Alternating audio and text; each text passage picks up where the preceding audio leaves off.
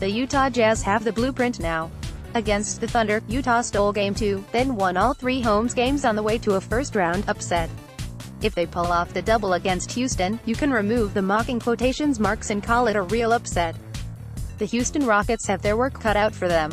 The Delta Center Energy Solutions Arena Vivint Smart Home Arena is going to be bumping as the raucous Jazz fans know the score here. Sure, Utah can win in Houston and proved so on Wednesday.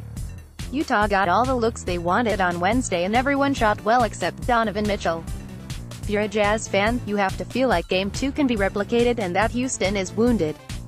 Their path is clear now, win at home and they're heading to the Western Conference Finals. That's a scenario no one thought would be possible 9 months ago when Gordon Hayward left the Jazz for greener pastures in Boston. This is a terrifying situation that Houston didn't see themselves in when the postseason started. Despite 65 regular season wins, they stand teetering on the precipice of a collapse that will ignite all the hot takes that have dogged members of the Rockets organization for years. Daryl Morey's system of treating players as numbers and assets doesn't work. It doesn't build chemistry and will never lead to real postseason success. The Chris Paul trade is just the latest in a long line of acquisitions that have only made Houston marginally better. Mike D'Antoni is a regular season coach. That's all he'll ever be. James Harden is a choker that cannot succeed when the games matter. Chris Paul can't even get to the conference finals. He's washed. Get ready, because if Houston loses both Game 3 and Game 4, you're going to be hearing those takes a lot. I hope Houston comes out pissed off. I hope they step on the gas and never let up. They are too good to fall away in the second round. Their effort for most of Game 2 was atrocious.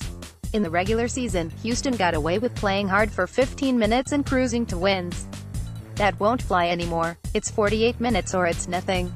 As I mentioned in the Game 2 preview, everything for Houston revolves around their defense. The Rockets scored 108 points, which would have been enough to win every game Houston won since March 20th.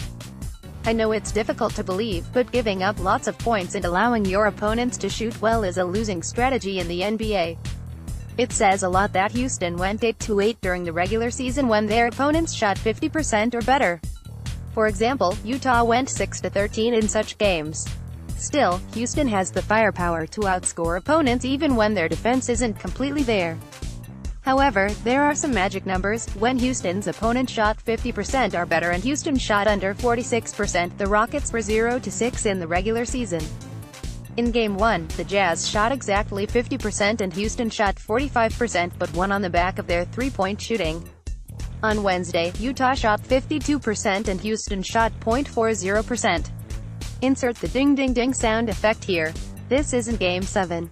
But for the first time since Game 6 against the San Antonio Spurs last season, it kind of feels like it.